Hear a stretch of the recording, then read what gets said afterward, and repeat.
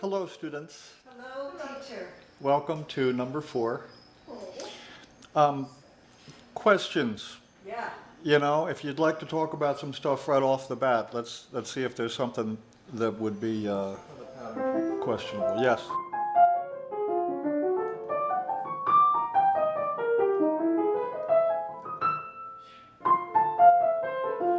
If you don't skip any fingers anywhere, you're good. Make your thumb a white note-seeking missile. Now, the title of part 4 here is Melodic and Chordal or Harmonic Improvisation. And I repeat myself, but it's worth repeating, that the Bible or the dictionary for this is the charts. So the melodies in the jazz tunes are the vocabulary for the primary vocabulary for improvisation. Now, we all know that how All the Things You Are goes roughly like this, right?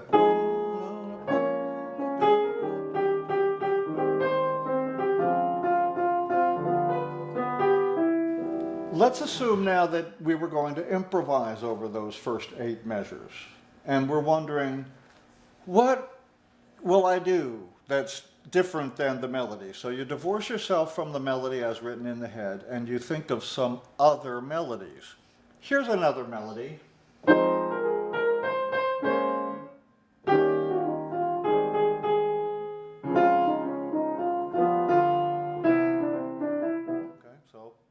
So if we were to think of that opening line of 4, rhythmically and intervallically and direction, and you wanted to superimpose that or use that as a springboard for All the Things You Are, it's easy to see that it's going to be nice, you know?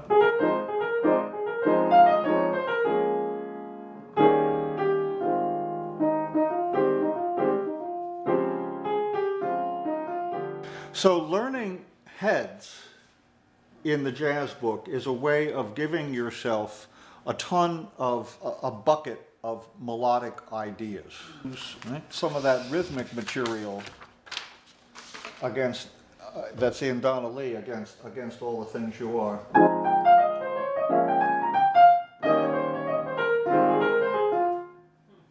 Right? It's a lovely, just pay attention to the chords, but that again is like a core bit of rhythmic chromosomal material. You could opine philosophically about that jazz is so chromatic that the key signature is a little bit irrelevant after a certain point.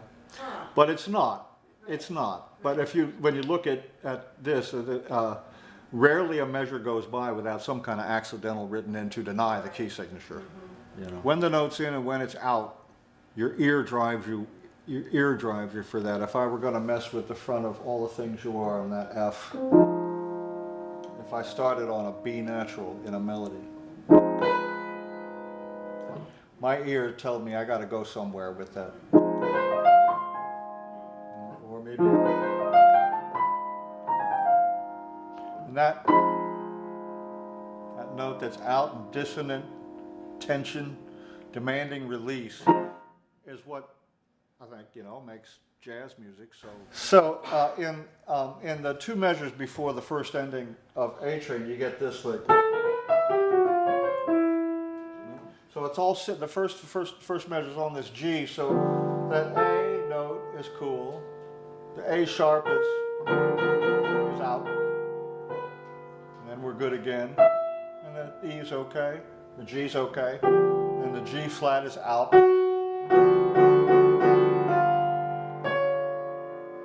Oh, what is that, right? It's nothing more than a little tension to make this sound great. It's significant that Ellington wrote these things in the 30s. Most of these hits we know from him, A Train and Don't Get Around Much Anymore. They're way back. They weren't the language that he started to, develop in the 30s.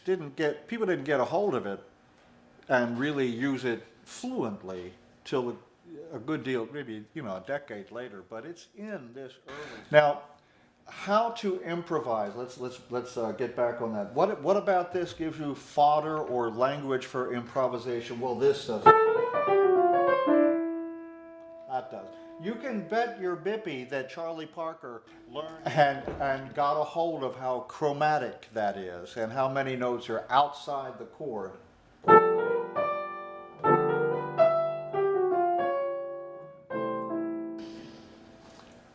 And I'm going to apply some of the A-train stuff to all the things you are.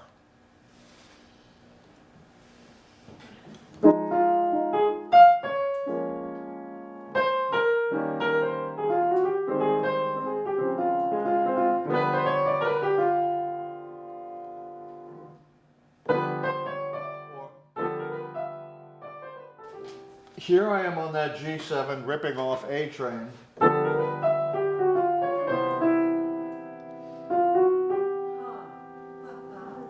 I know that on almost any major chord, if I walk up chromatically from the third to the fifth, it'll probably sound, if not wicked cool, at least nobody will go, nobody will look at you funny.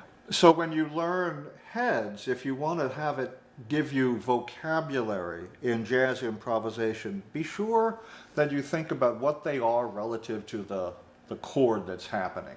That's why I know I can transfer in Blue Monk.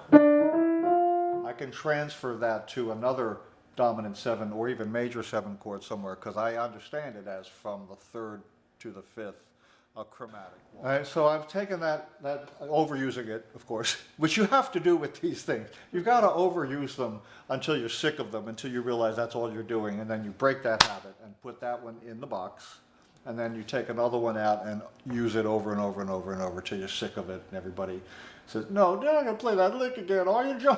Jeez, don't you know any other licks? And then you finally say, okay, I'll put that away.